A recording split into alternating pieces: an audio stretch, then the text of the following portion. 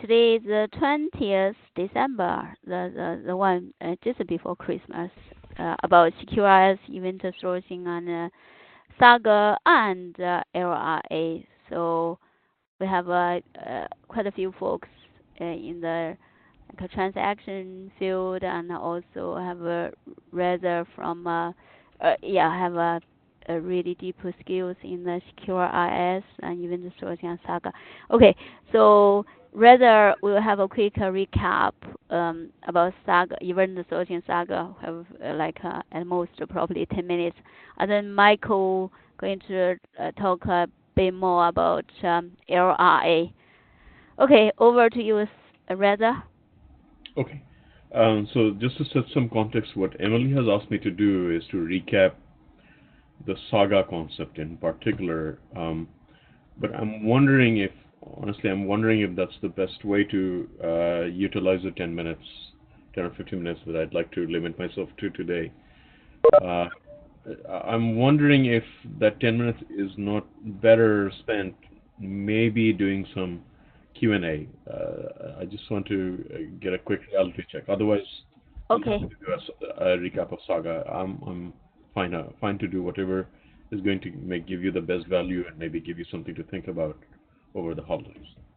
Okay, so the only thing is that do you guys, I think is maybe spend a couple of minutes to quickly recap the saga. So I just worry once we start a QAA and we cannot get to the IRA.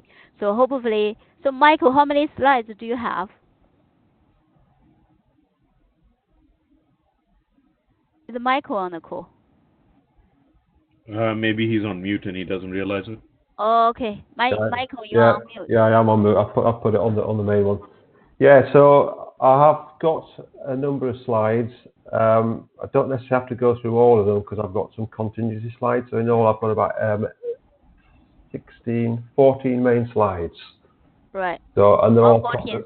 they're all quite high level. So I wouldn't anticipate they would take too long. Okay. So maybe it's rather you quickly recap like a saga, and then we go to maybe you have a couple of minutes to recap a saga, and then we directly go to LRA, and then we can open discussion, right? Is that Okay. okay? Well, yeah, it's perfect. So let me do that. So let me quickly recap CQRS and event sourcing at a high level. I think with the perspective of Saga. So hopefully by now you guys have sort of had a general idea of what CQRS and event sourcing is, but let's do that from a Saga standpoint. So this is a graphic that depicts the entire CQRS and event sourcing concept relatively well. So basically, the core thing that we are after is two things. Number one, separating the write side from the read side, principally for scalability purposes. Really, at the end of the day, what we want to get out of CQRS is that we have this concept of table per views. So you have a view, a screen, if you will, on your application with a logical. It could be a web service call, let's say, that ultimately renders a screen. But you have essentially a table of sorts. Again, it doesn't necessarily have to be a relational table, but it could be a NoSQL NoSQL entry that gives you that data. But basically, you have a one-to-one relationship between those things, and you can't get that if you have a canonical write model.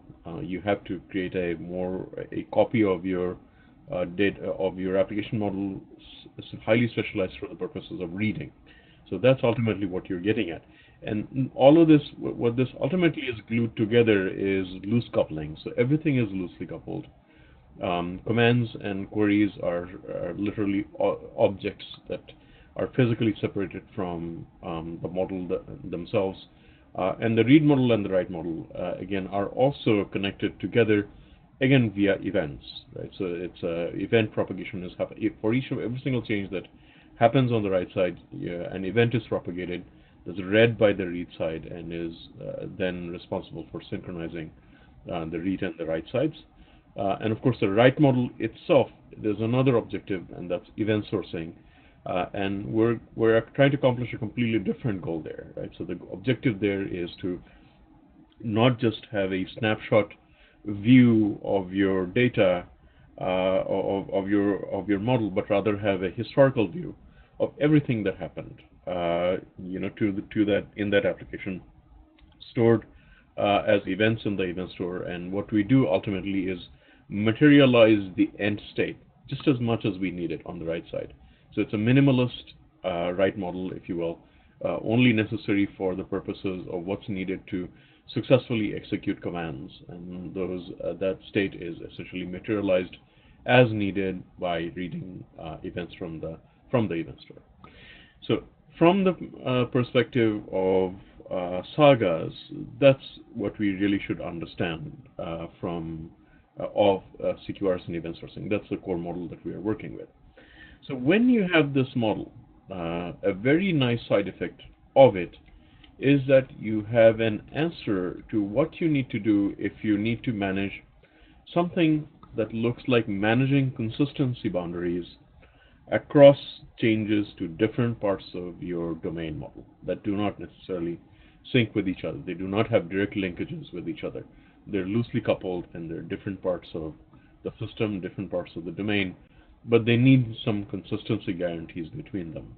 Well, traditionally, you would do that through an asset transaction, right? You would say, okay, I'm making two different changes to, let's say, two different tables for sake of simplicity, and I can do that because, it's a single database transaction and it's asset. Well, that's not possible in an event sourcing world, really, because these event sourced data sources may be in two different systems. They may be talking via remote boundaries, and they actually physically may be two different databases that you cannot have a distributed transaction with because those technologies under the hood do not support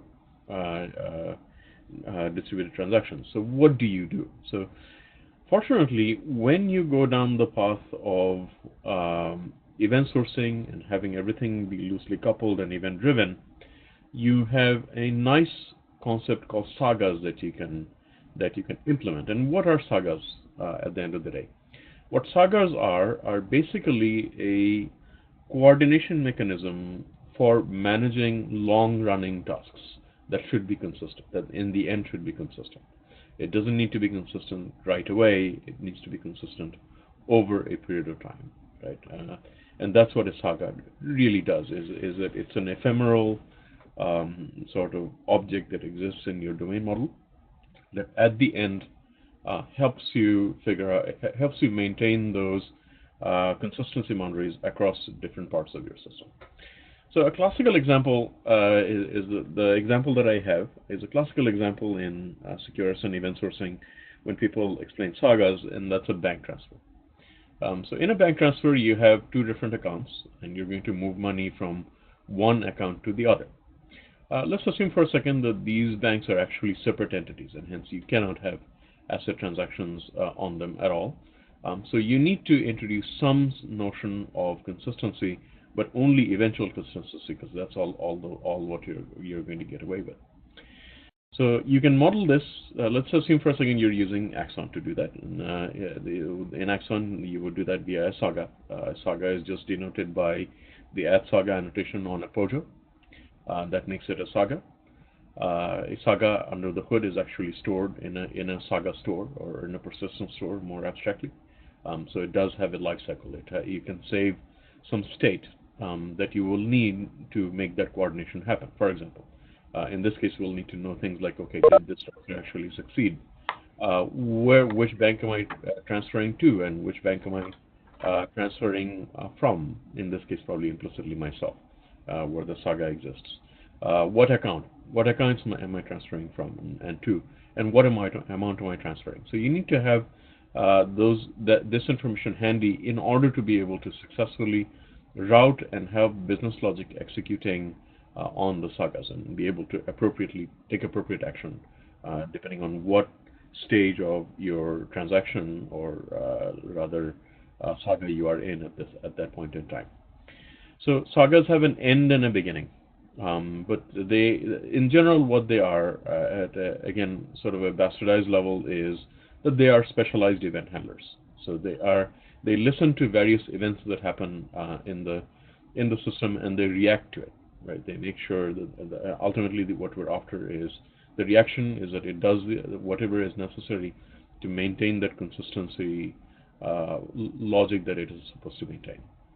So a SAGA starts its life cycle, in other words, comes into existence, becomes persistence through the start SAGA annotation. Right? So what this does is that it says, I am receiving a specialized type of event.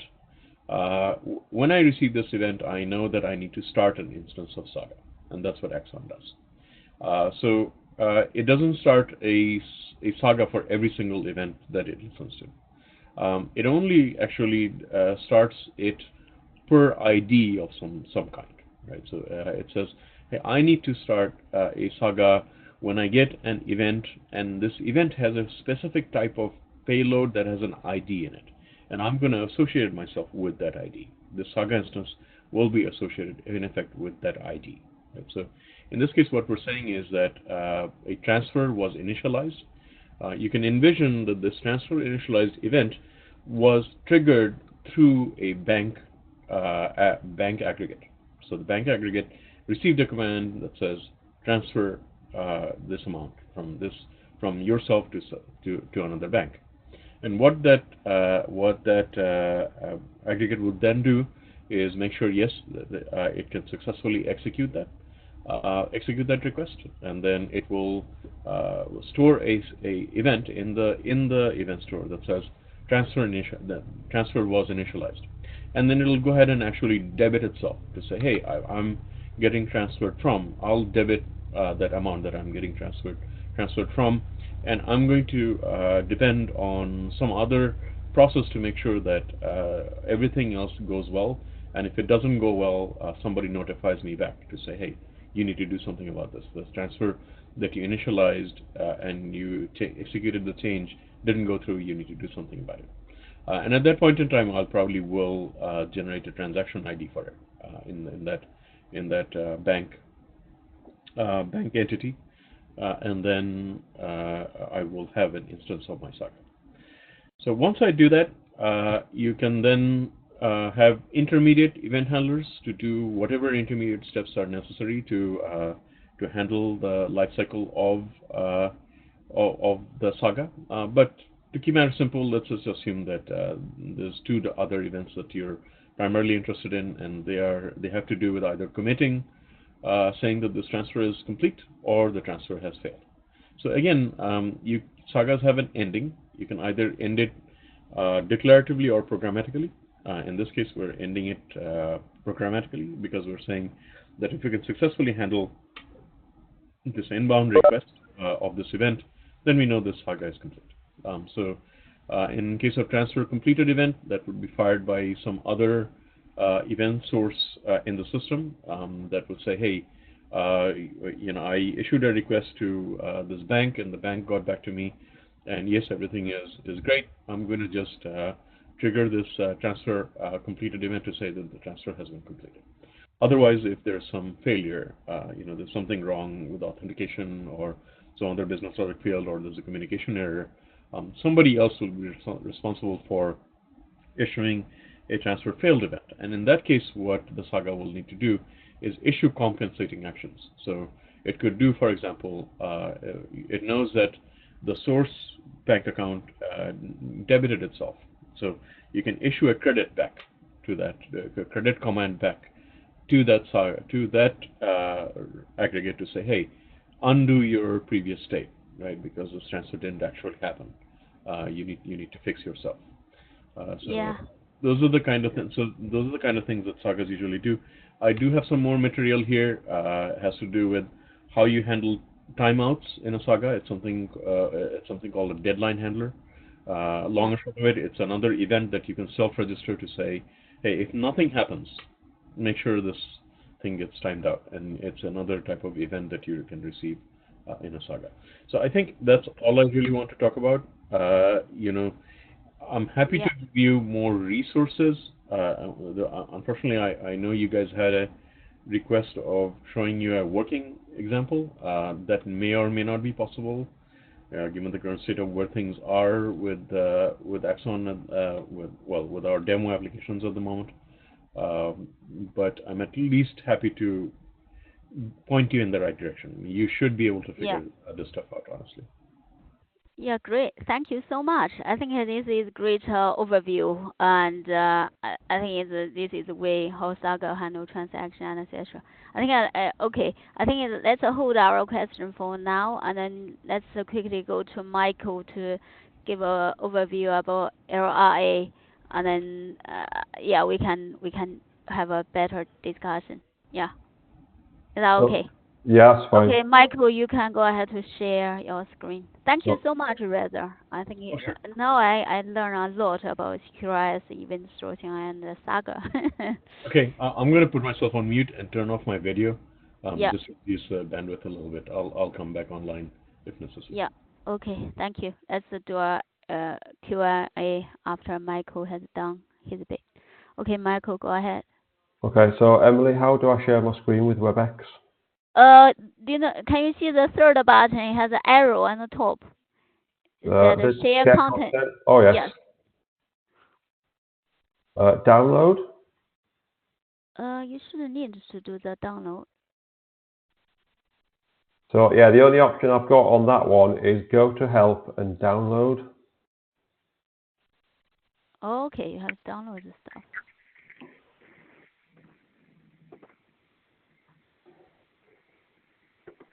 Do you have an up arrow button?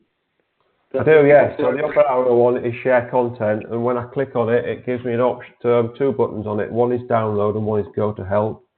Another option could be if I share my slide deck with somebody. Yeah. So let me find a shareable link. If you have a shareable link, put on the chat. I can share. Okay, so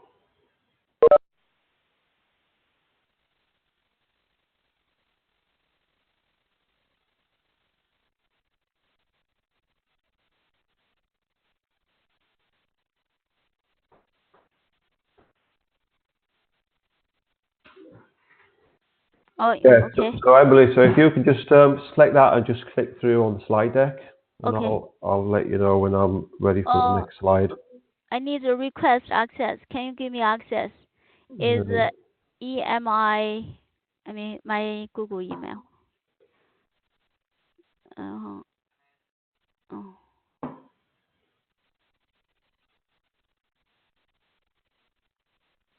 If you let me access that. One moment.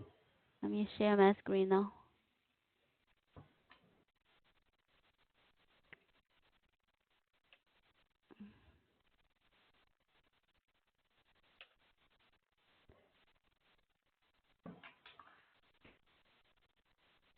So what's your I put on the chat. EMIJING6 googlemail.com.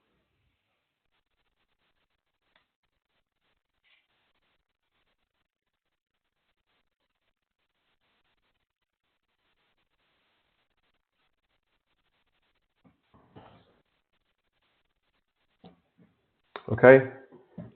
Click again. We'll give that another go. Yeah, great, cool. Okay, thank you very much. Okay, excellent. Let me do the.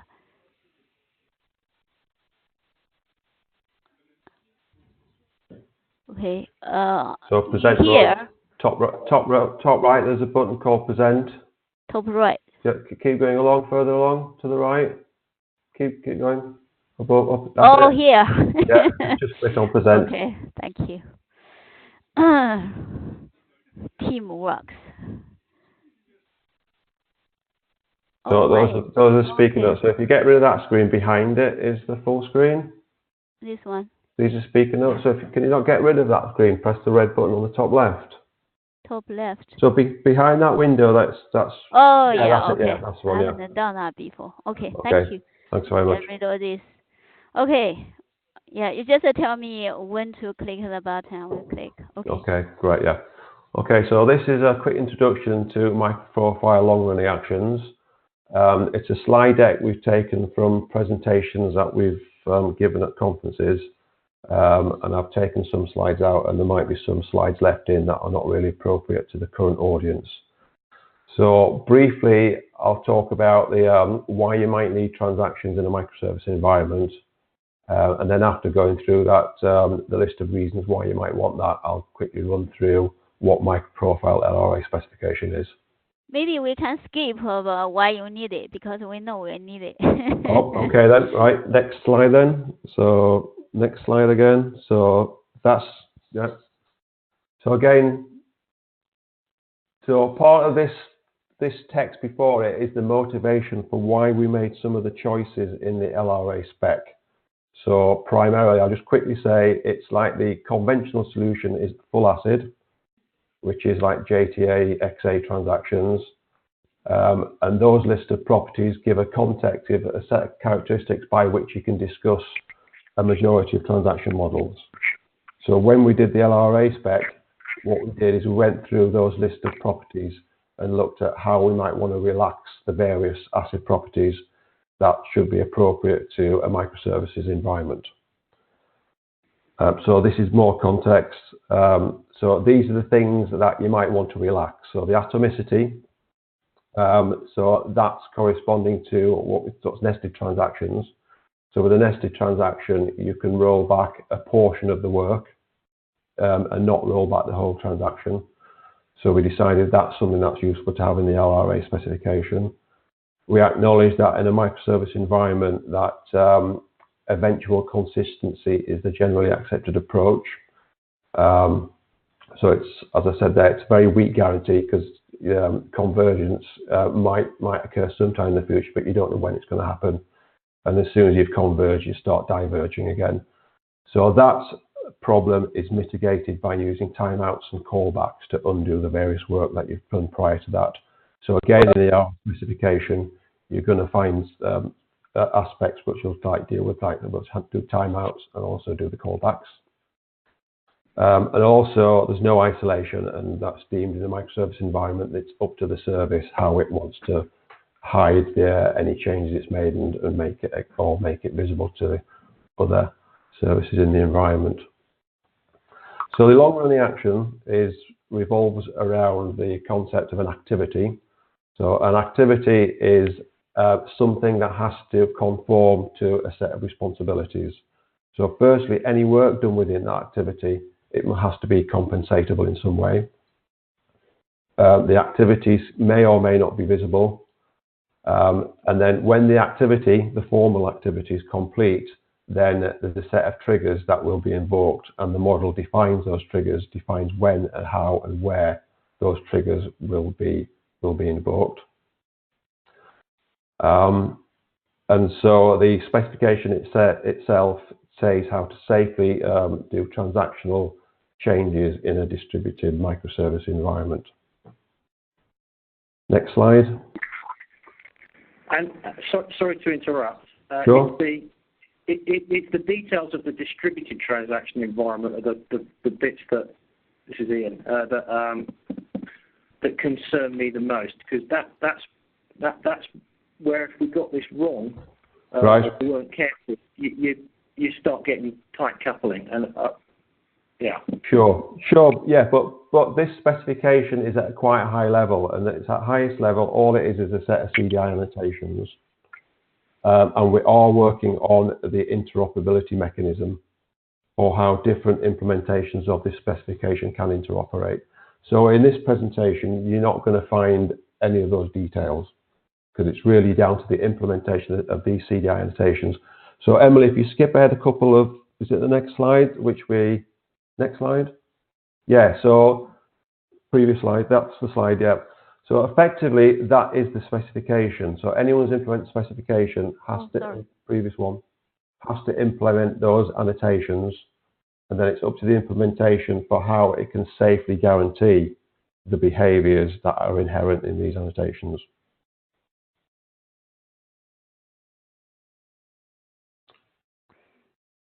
So basically, for these annotations, if you directly translate to SAGA, this LRA is more like a SAGA. That's right. So an LRA is corresponds to the concept of the SAGA, and the LRA annotation is how you define the life cycle of it. So you can start an LRA, you can create a new one by annotating a method, and you define how long or when that LRA will terminate. So it's modeled on the JTA transaction attributes, which is like if the LRA is required, if it's mandatory, new LRA, for example.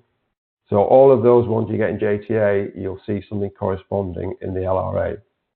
So when a request comes into a method that's annotated with LRA, it says like, is it an LRA required? If so, and there's not already one present, then the implementation will create a new LRA.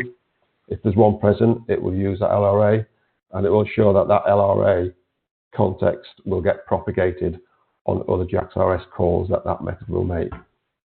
But what is meant in this particular case, in that scenario, by the LRA context, though? Say that again, sorry? What is in it? What is in the context? What would be meant by the LRA context? But, so if there's if this is, for example, if it was a mandatory. Yeah, so if it's a mandatory one, then obviously there has to be an LRA context present when the call comes in, and then the implementation is responsible for example, enlisting this bean that's been called and make sure it takes part in that transaction. So the context comes across in a JAX-RS header, and that JAX-RS header, it defines the context, and you can join based on that context, or you can close that context. There's no notion of.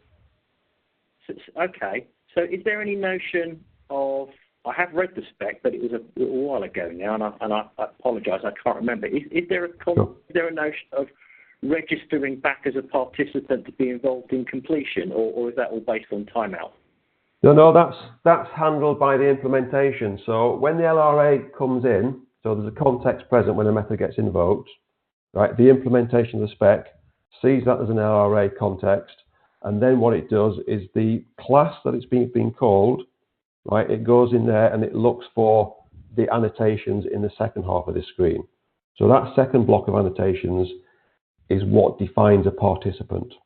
So the implementation is responsible for looking at the annotations on the class, and then if it's got these compensate and complete annotations, it should register that class as part of that LRA. When subsequently the LRA is closed or cancelled, then the implementation has to ensure that these compensate and complete methods are invoked. And if I've implemented a RESTful endpoint, and I have methods on that are annotated with compensate and complete and so on and so forth, what is it that I should expect at my endpoint to receive to indicate that the LRA has completed? Right, so what we will get is you'll get an LRA context. So that method will be called, and the method should look at the JAX-RS headers, in your case if it's an REST endpoint, and it'll look at, see there's a header for an LRA context, and the participant then knows, it says, right, this LRA is now being closed or cancelled. I've got to do what I need to do. If it's a compensate, I need to know what I need to do in order to undo any work that I've done while I've been running in the context of that LRA. So for example, if my service was I don't know, a shopping basket, I could have business methods on that shopping basket that I could have a business method that is annotated with @compensate, and it would be the responsibility of the client to drive that business method past an LRA context. No, it's the responsibility of the implementation of the spec. So somewhere down the line, someone said, the client would say, I want to close or cancel this business activity, this long-running action. The implementation is then responsible to go and find all the participants, such as the shopping cart, who've been involved with this long-running action, and the implementation of this spec then has to make sure it calls those compensate methods, and then the shopping cart, for example, would then empty the cart.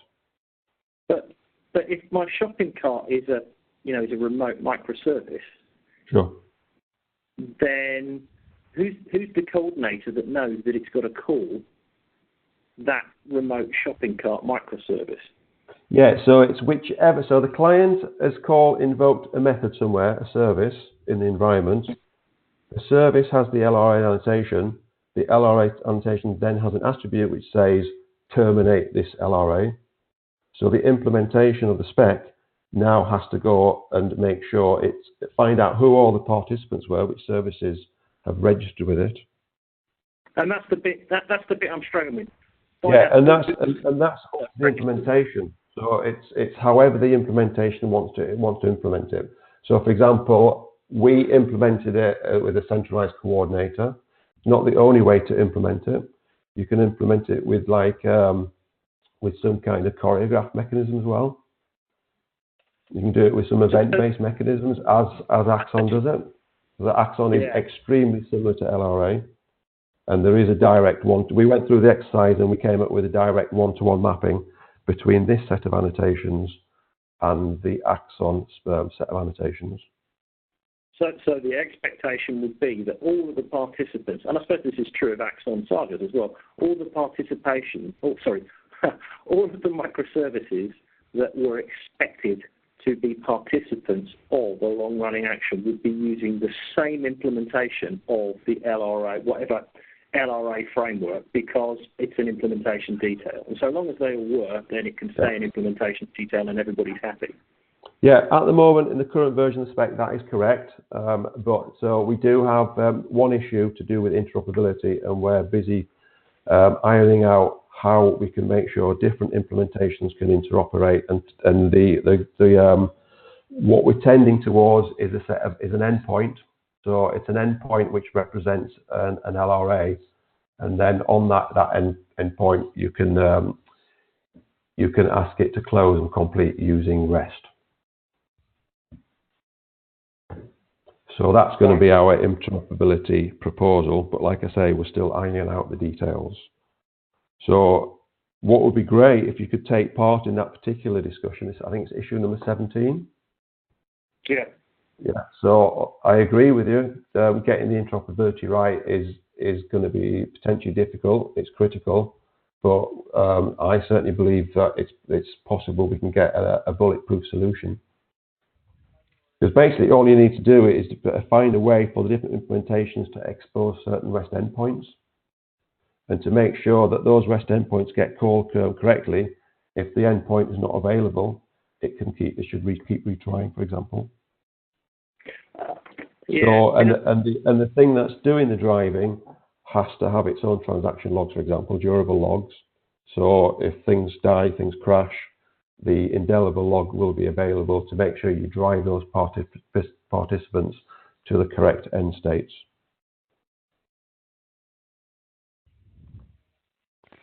Yeah. So, and it's also a model that was based, I believe you're familiar with it, was a model based on WSBA. I'm extremely familiar with the model. It's just melting my brain doing all this all over again in REST. So it's let me just trying to say something. We're in a Q&A mode at the moment. I'm wondering, are we done with the? Yeah, I think we're in. Why don't you do the state model? Do the state model first. Okay, that's a good idea. Yeah, so on the next two slides, there's a state model for a long-running action. Followed by that will be a state model for a participant. So next one. Yes. So this is the state model for a long-running action. So initially, there's no context. Oh, sorry. Once you've started a long-running action, so in the interop spec, that would be a call on a REST endpoint, a post request to a REST endpoint, and that post request would create the long-running action. Once you've created it, that's how an LRA enters this state model. So it enters it in this initial state, which is the black dot. And from there, at some point, someone's going to say, this activity is now over. I want to either close it or I want to cancel it. And at that point there, the LRA moves into the closing or the cancelling state. The closing state, for example, means that the responsibility of the implementation is then to go around all the participants that registered with this long-running action, and it should then go and call those compensate methods. that had been registered previously, by virtue of the fact that when the LRA context touched a particular REST endpoint or JAX-RS resource, that was annotated with a compensate annotation. And once it knows it's definitively been able to contact the participant, and when it definitively knows that the participant has done its compensation, it can then go to this cancel state. So all the participants, that is. Or if there's been any participant that indicated that it was unable to compensate for any work it did, then it moves to this state called failed to cancel. Failed to cancel is a terminal state, and it needs to be logged, because obviously that's a violation of atonicity, for example, because you've done some action that you haven't been able to compensate for. And similarly for if you close it, all the completion callbacks are called, and typically a participant would then do any cleanup it's needed, or move any temporary state to a confirmed permanent state. And that's all we have in the LRA, because it's quite a simple model, and those are the only states we've got in that one. This model is what the participants or the compensators follow. So when a JAX-RS method has been entered that carries an LRA context, and if the associated bean also has annotations for compensate and complete, then the LRA then becomes, and then that bean becomes a participant in the LRA. The first state it would enter would be when the LRA is closed or cancelled. The LRA implementation would then be responsible for calling this participant, and then the participant would first enter either the compensating or the completing state, depending on whether the LRA was cancelled or closed. And when it's compensating, the participant is trying to undo any work that it performed or compensate for any work it performed. If it's unable to compensate, then it must remember that fact, because messages can get lost in a distributed environment. And the implementation of the LRA, the implementation needs to know definitively when it's got the results back from the participant. So that's the fail to compensate state. The other one is successfully compensated. So in this model, so in WSBA, there were two completion models. One is, because we've still got it, one is coordinator initiated, and the other one is participant initiated. So this, what we're looking at the moment, is coordinator initiated. So is there a way for participants to unilaterally say, I don't need to be told when the LRA is completed, I'm done? Yeah, so we'd have, yes, I missed out on here, there is a leave message. So at any point in time, a compensator can issue a leave request, and that will take him out of the participant set for this long running action, because he's completed all his work and he knows he doesn't want to hang around for the termination phase of the protocol. So that's a participant can do that. Also, if a participant really felt it must end the LRA as a whole, then there's nothing to stop him actually doing that, unless it's like a security in the environment prohibits him from doing that. Because like a participant can act just like a client, because it's clients that terminate. So, I should mention, as well as the annotations, there's also a Java client API. That's a one-to-one mirror of the annotation API.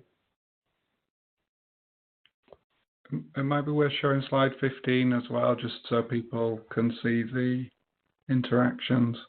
Slide 15. Okay. So that one's our... Yes. Yep. That one is our implementation of itMinds. So that's why I've got it at the back and as an implementation. So this is how we've implemented it. So like I said, we've implemented it as a coordinator, and then the coordinators chat to each other based on a shared log.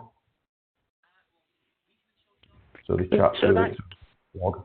Is that in list flow part of the spec, or is that part of your implementation detail?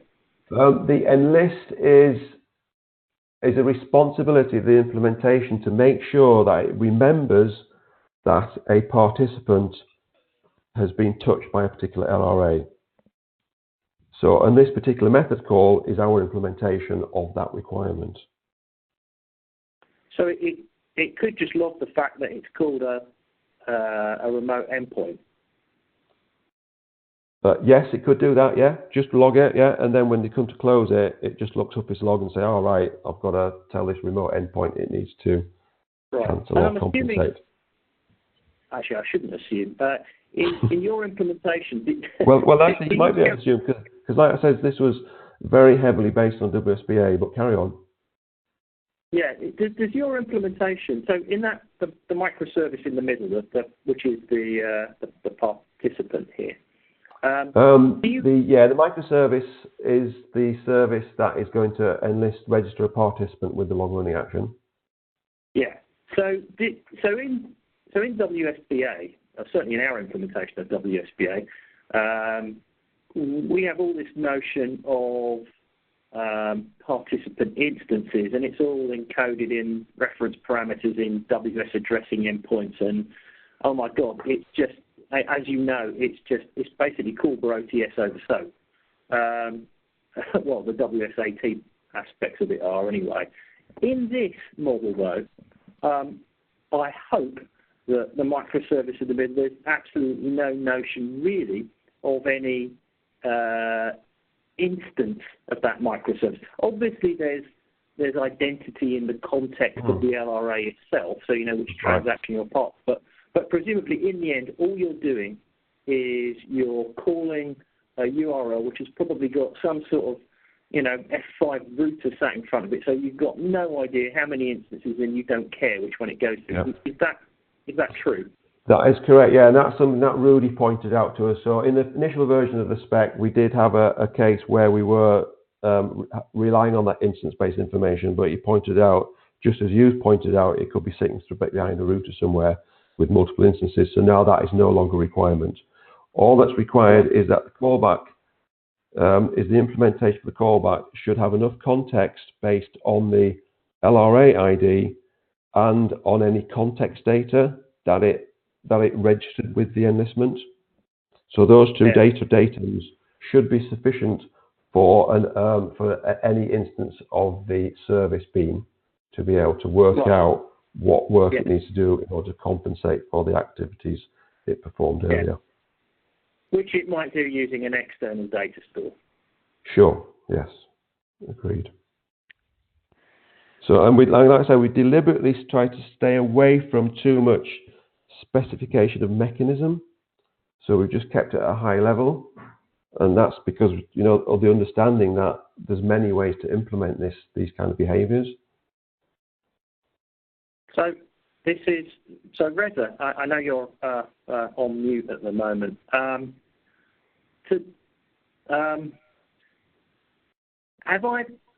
If I've understood both what you were telling us last week about the Axon SAGA model and this, there's, I mean, these are two variations on SAGA, really. There are two ways of implementing the general SAGA pattern. That would be true. Yeah, but let me leave it at that for the moment. Yes. Did you have a specific question, Ian? No, I'm just trying to see.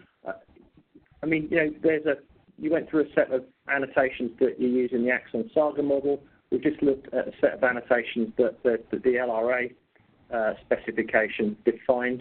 I don't believe there's significant difference between the two. That's just there's no question. That is merely my observation and comment, and I wondered whether anybody would agree or disagree with that. Yeah, and Ian, that is a correct observation. I would argue that the LRA is a superset of the Axon implement, because we also have things like nesting. We also have the ability to leave. We've got various other additional things, but it's certainly the Axon is definitely a subset of this specification. But Right. I think But it's quite a big subset as well. Sorry, right. Emily, go on. So I think it's kind of like a start the SAGA or start LRA, end it and complete, and also compensate. That's similar. I think it's one difference between them is SAGA has a notion of events. Like you have this it's more like an implementation. You send this event, and the LRA is like, okay, you have this annotation, and basically leave the implementation to call you when one particular action happened, to say if it's complete.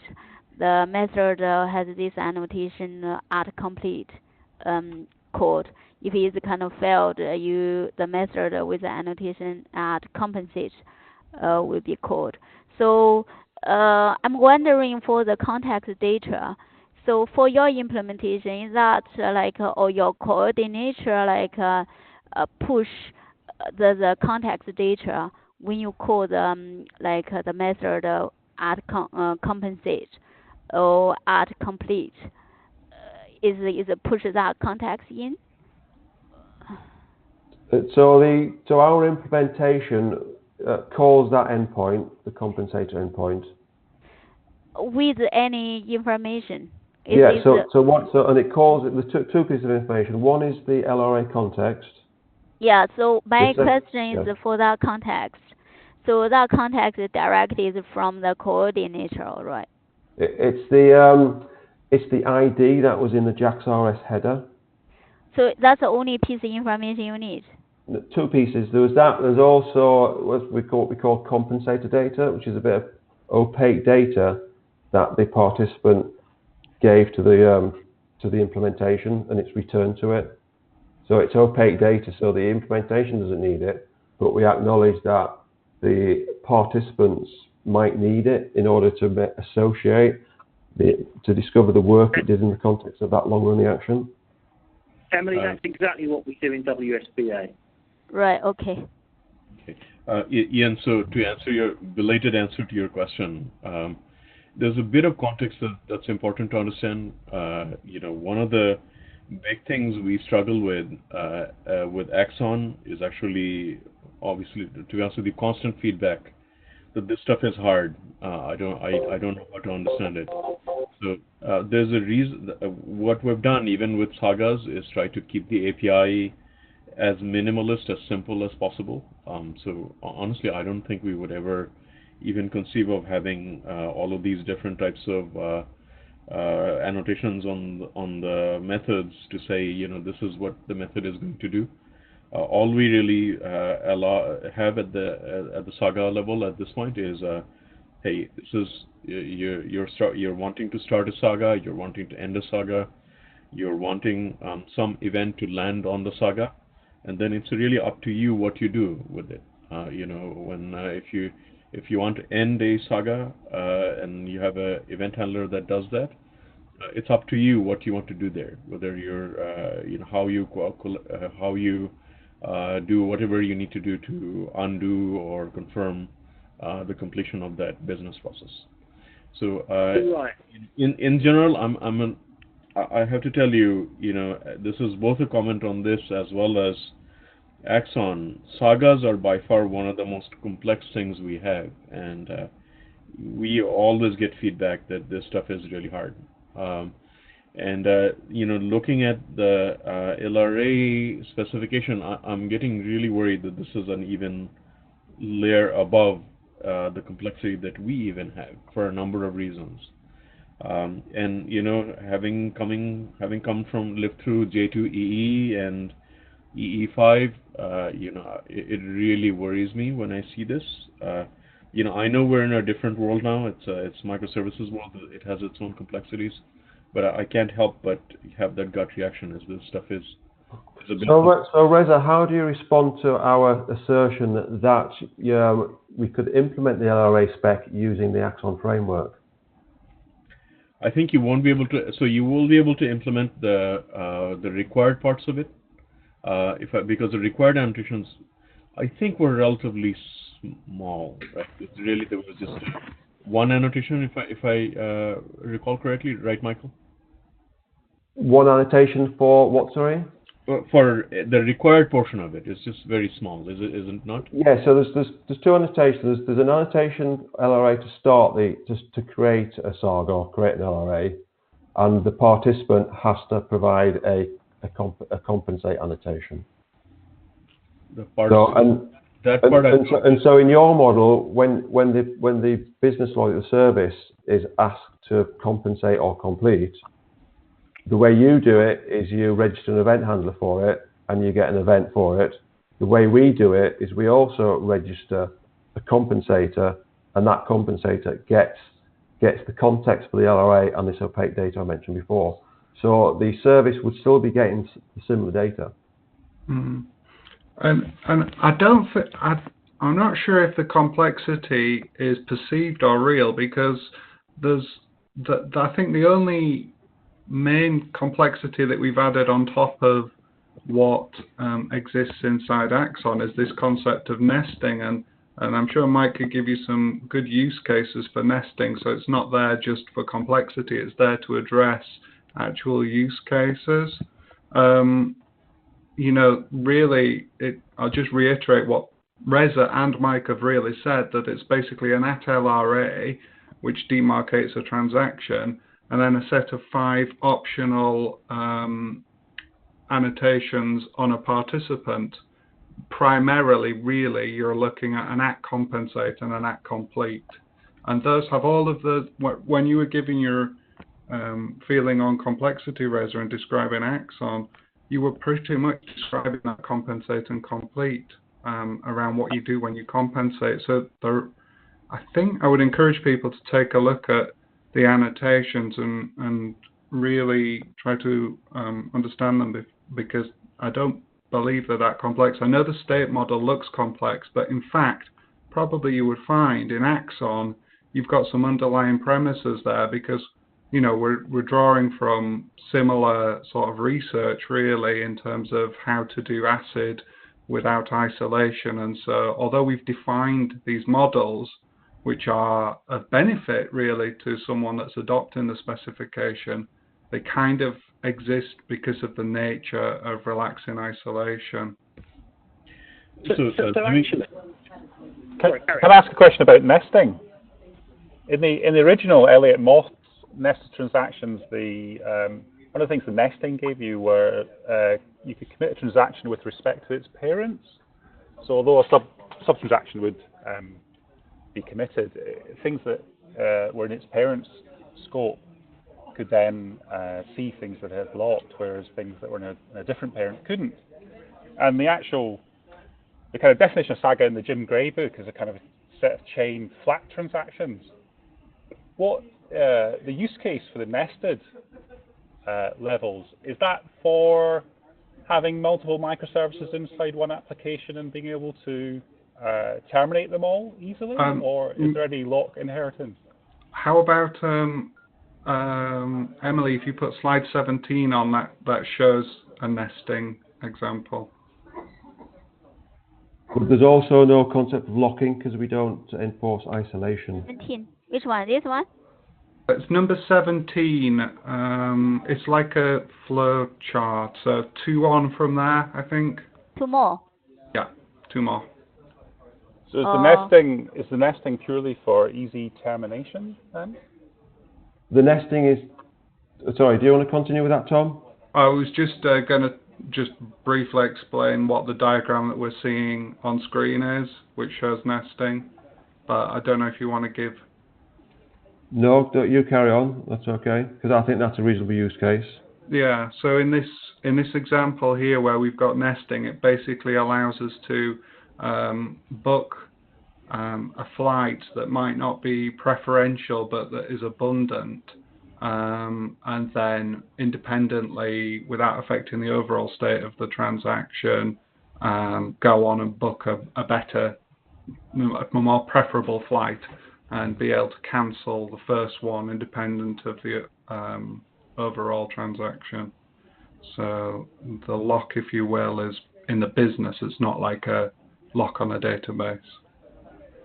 And the reason why you can't do that with sort of independent LRAs is because you want a cancellation of the parent to result in a cancellation of the Yeah, as well? this example is booking like a trip, actually. It's one that I did at Java 1. Okay.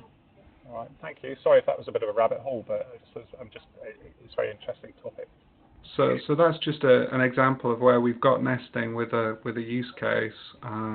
It adds some complexity, but not unnecessary complexity, in my opinion. Would it be fair to characterise one difference between LRA and the Axon's provisioning of the SAGA model as in the Axon case, I think the notion of being part of a SAGA was almost informational, so that if you joined a SAGA and you couldn't fulfil your part in the SAGA, that was your problem, and nobody else was going to know or care about that, I think. Whereas what LRA is doing is very, very similar to what we do with WSBA as well, which is, if you fail to compensate, someone cares about that, and that gets logged back at the participant, and maybe back at the coordinator, and maybe there's an expectation built into the model, I think, that you need to care about what happened to the participant, rather than you tell the participant what advice you're going to give that participant as to which way to go, and good luck. And if that message doesn't arrive, so what? Yes. I would agree that up to the last point, but the message must arrive to the participants, and it's responsibility of the spec implementation to make sure it eventually arrives. Or you have to rely on the timeout, and with Axon the same would be true. You'd have to use the deadline handler, or eventually reach the end SAGA event propagated through the system. So they do kind of care about each other. Someone has to raise that. Was it transaction failed or something? I can't remember the exact wording. But in the SAGA, I don't remember. Maybe it was just a detail that we didn't go into, but I don't remember seeing any sort of coordinator side state table that would result in it resending events or messages to participants to make sure that they closed or compensated. There is a database inside Axon of SAGAs. Okay. It's like the CQRS and Axon is responsible for reissuing the event stream after failure. So it is guaranteeing that it will call the event handlers eventually. Okay. So, Michael, to answer your question, and I think Ian to answer yours, I still have a little bit of trouble understanding why all of those fine-grained annotations are really needed.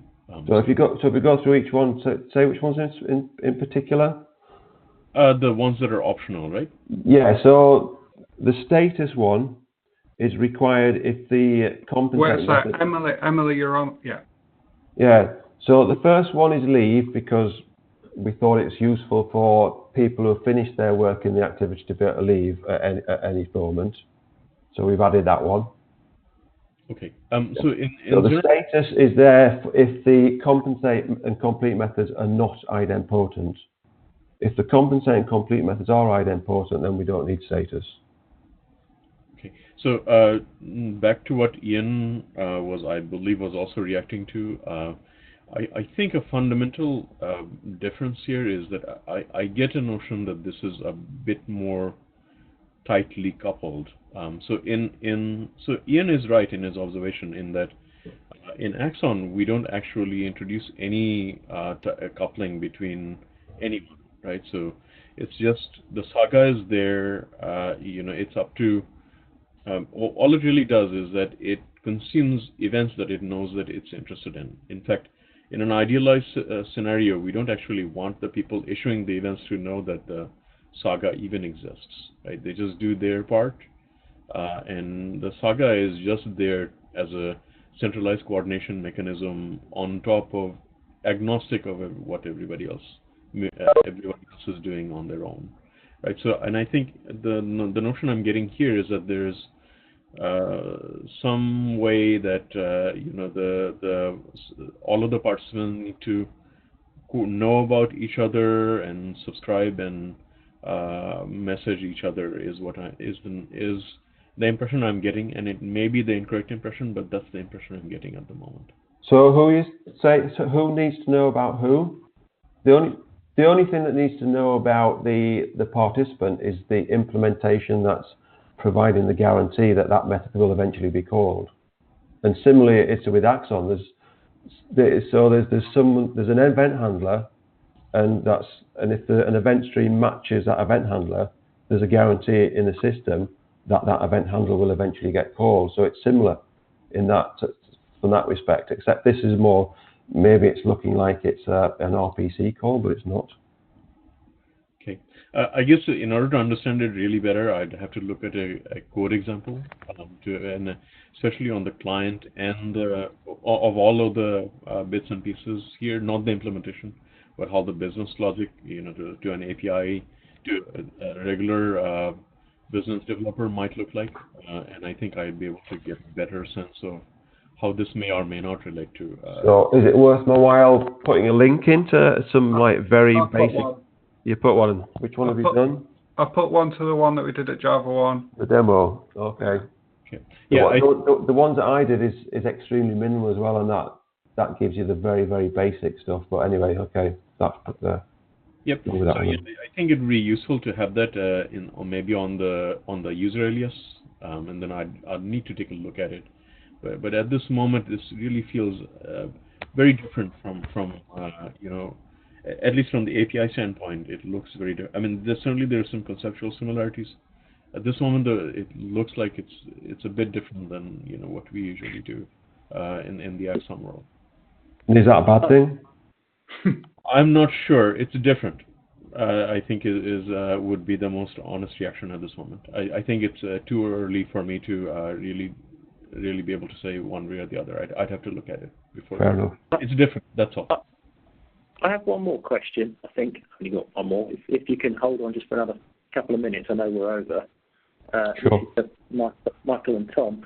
So there's a cold data side state engine and a participant side state engine. And for example, when the implementation on the coordinator side needs to compensate at the end of the LRA, it needs to know that the other end has compensated. So it does. Right. So there's an implied implementation detail specific set of protocol messages that represent, a one-way compensate flow and a one-way compensated flow or response. Don't forget the response is just a JAX-RS response generally, though. Okay, so that and if that response is lost, then that's what that status method is for, or it'll just keep reissuing the compensate call. Right. For SAGA, sorry, Anif, I just beg your pardon. So just to close out that question, then. So when I've sent a business request from the coordinator side to the side that essentially has the participant in it. So that's all good. So I put something in my shopping basket, and then later on, I want to compensate the long-running action, which will cause me to tip everything out of my shopping basket. Who do I send as the coordinator the compensate message to? Where does it get the URL for the downstream participant? Where does it get that from? Yeah, so the implementation, right, would have, when it detected that there was an LRA context, it would have looked at the set of annotations on the JAX-RS bean method, on the class. So it looks at the class, looks for one of these @compensate annotations. If there is one, and it's a JAX-RS endpoint, then that gets remembered by the coordinator, if you like. So imagine you're the coordinator and I'm the participant. You've sent me some business message. So the first time I know anything about you is when you've sent me a business message with an LRA context. So I've now got this LRA context, and I know that I'm doing some work in an LRA, but I don't actually know any endpoint that you've got unless we're going to be doing explicit, cold nation context registration kind of stuff, which I'm hoping to avoid here. But then later on, at some point, you want to tell me to compensate. Is that compensate? Maybe you've told me already, and I just didn't understand what you said. But how do you know how to tell me to compensate? Do I have to have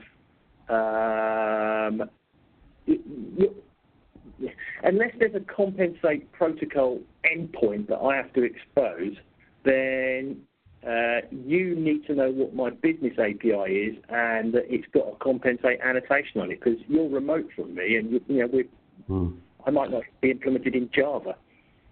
So this is Java based initially, but anyway. So the simple case is if the business method that does the compensation is a JAX-RS endpoint, right, then the implementation of the spec knows how to invoke that.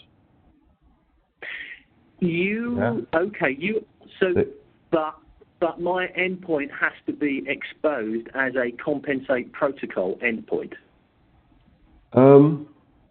It needs to be exposed as an endpoint that has a JAX-RS header on it that has the LRA context, and then it's up to the business method that was annotated with the compensate to look at that LRA context and say, right, I'm being told to compensate here. Right, but if I'm a shopping cart remote from you, my shopping cart might have an empty basket business method on it, which I might choose to have annotated as my compensate method. But you don't know that. You don't know. But there's nothing to stop you with having a dedicated separate method that does that, and then that. So you could have two empty cart methods, one of which is annotated, the other one isn't. Yeah. And then the one that's annotated, if it gets invoked, then it calls the business method version of empty contents.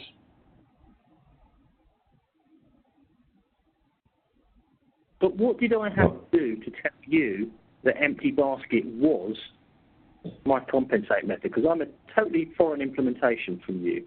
Yes. Is this about interop? Is it about interop, do you think? No, it isn't actually. No, it isn't, because I shouldn't say I'm a totally foreign implementation. Even in your environment, if you've got a completely homogeneous environment, but you've got different teams deploying their own microservices into that common environment, those different microservices have got business methods on them that I don't think the calling microservice shouldn't need to have any knowledge about what the microservice to which it is making the call. It shouldn't know. It knows what its business methods are, obviously, because it needs to be able to call them. But that's business logic calling business logic. The LRA implementation that the caller is using wouldn't know, and I don't know how it would find out, that empty basket, the JAX-RS endpoint, empty basket, is a compensate method. The developer of the empty basket contents would have known at design time that he needs to annotate it with that compensate. But, and if he needs, all right. So then, all right. So then, in that case, how does the service that's creating and ending the LRA, at the end of the LRA, it knows that there is a remote basket. The business logic might know to call empty basket, but the LRA implementation has no idea that that's a compensate method on the client side. This would be so much easier with a whiteboard in front of us. So the client side is not being the... So the client side is the compensator. Sorry, say that again, sorry? The client side is the coordinator. So the client is the coordinator, did you say? What? Yeah. I've got this really simple picture in my head of service A calling service B, and there's a big LRA around them. And when service A comes to the end of, its processing, it wants to end the LRA. And so something in the environment of service A needs to call the thing that would drive the compensator for... Yes, and that's done by the LRA annotation. So service A must have an @LRA annotation with an end attribute on it. Mm-hmm. And because it's got the end attribute on it, it knows that it needs to trigger the final phase of the protocol. Mm-hmm. So the business method A reaches its end, the implementation then goes through and starts invoking all the compensate methods. It knows what the compensate methods in the other services are, is because it's got a list of them because they're enlisted in that LRA. And that's the bit I don't understand, how it got that list of methods. So again, an easy example is how we implemented it. So we implemented it as the coordinator is an endpoint. So when the method in A finishes, the implementation will call this coordinator endpoint. The coordinator endpoint knows which services have been touched in this business activity, and it just runs through them. And typically there'll be a list of JAX-RS endpoints. It just runs through the list, calling compensate on all of the endpoints. And these endpoints, one of which will be in service B. So something in the LRA runtime of microservice B has registered a business endpoint with the appropriate empty basket URL in it, back with the LRA implementation that microservice A is running in. So it really is a full-blown registration flow, and it's registering an endpoint to send effectively completion protocol messages to. That's right, yes. So something in the environment has to maintain that list of completion endpoints. So that's the basic requirement. And then something in the environment is responsible for looking at that list and making sure it calls each one in the list. And I don't think this stuff does any of that. I think it's. I think the Axon framework is much more, if I've understood it right, much more laid back about who gets told about the end of the saga. Well, no, it's anyone that's registered with an association property in Axonic. Do you recall the association property? That is what the transaction context is, and those are the things that are part of the saga. So just to be clear, the association property is only used to route appropriate events to appropriate saga instances. To be honest with you, there's no the saga. The business logic itself needs to determine. So if it needs to send a compensating action or a command to a particular aggregate instance, you actually write that in business logic. It doesn't happen automatically. Just to even clarify in my mind what the differences may be. But again, they're not good, bad, or anything. They're just different. I need to take a look at it and see, if it's. I mean, honestly, I part of me really would love it if we could implement something like Sagas using a RESTful API. But at the same token, I'm really wondering if at this moment, at least my current reaction is it may be a little bit too much to digest for the average developer, but that may not be true. Okay, we are overrunning, but it's a really good discussion. So, this is a trigger into really interesting discussions. However, we are running out of time. So, where do we want to go next? So, Emily, from my standpoint, I really have given you everything that I have. Yeah. Right. If you need something from me, I'm happy to try to produce it. I'll need a little bit of time. That's all. But what I can produce immediately is Q&A. If you have Any Yeah. specific questions for me, I could answer that, and that doesn't require much preparation, I don't think. Okay, great. So it's let me just advertise the MicroProfile LRA meeting, a hangout that takes place once a week. It's in the calendar, and we'd be very happy for more participants on that call. We already have a few, and look forward to maybe seeing some more people there. And we're open to changing the time to suit time zones and discuss broader concept of SAGA and LRA and so on within that scope. So what would really help me is the code, posting that on the user group or rather the Google group. And if you mentioned I'm at least guessing. Reza, I put it in the chat. Can you see it's the last message in the chat? I can put it on the Google group if you prefer, but it's in the WebEx on the chat. Yeah, it's the penultimate message now. Gordon put the calendar in. Yeah, I'm sharing as well. So it's the JBoss TM conferences. Yeah, it would be a lot nicer for me to get it in a link so I can follow up later. Okay. It's just copy and paste, and it's going to get lost somewhere without context. The other thing that would be tremendously helpful is I'm kind of guessing you did a Java 1 or Oracle Code 1 talk. I would reach out to those folks to see if they have a recording of it. That would also be tremendously helpful, to get more context and to get a view of the API at a higher level. I know we did it a little bit, but I think it would be helpful to have to see an hour-long session or something of that nature. Right. Okay. Okay, that's great. So it's I think we shall leave it here, and then we can carry on our Google group discussion if we want to do another QA, and then we can schedule further call. But we all need to sit down and think about it. Okay. And ongoing LRA discussion on the LRA Hangout. Yeah. Okay. Okay.